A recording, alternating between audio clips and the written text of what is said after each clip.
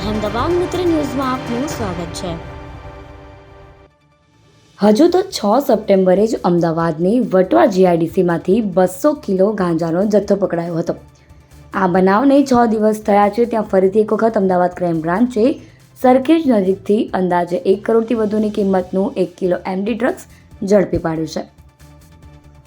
Drugs માફિયાઓએ આ વખતે drugs છુપાવવા માટે નવી મોડસ ઓપરેન્ડી અપનાવી।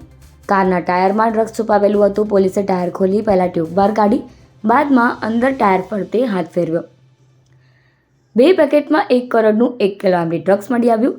સામાન્ય રીતે એમડી ડ્રગ્સનો ઉપયોગ યુવા લોકો મોટાભાગે કરી રહ્યા છે, ત્યારે આ વેપાર કઈ રીતે અને કોના દ્વારા ચલાવવામાં આવતો હતો તેને શોધવા માટે પોલીસે પ્રયાસ શરૂ કર્યા છે।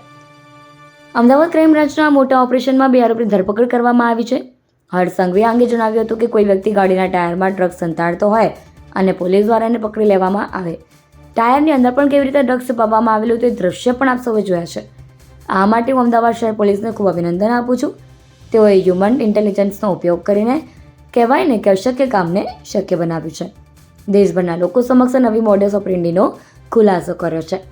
એમડી ડ્રગ્સ અલગ અલગ રૂટથી અમદાવાદ આવતું હોય છે, જેની પાછળ પણ અનેક કડીઓ જોડાયેલી હોય છે। હવે આના રૂટ અને કોણે ડિલિવરી મંગાવી હતી તે સમગ્ર મામલે અમદાવાદ ક્રાઇમ બ્રાન્ચે તપાસ હાથ ધરી છે। અહેમદાબાદ મિત્ર ન્યૂઝની યુટ્યુબ ચેનલને સબસ્ક્રાઇબ કરો અને બેલ આઇકોન જરૂરથી દબાવો, જેથી દરેક મહત્ત્વના વિડીયોની નોટિફિકેશન તમને મળતી રહે।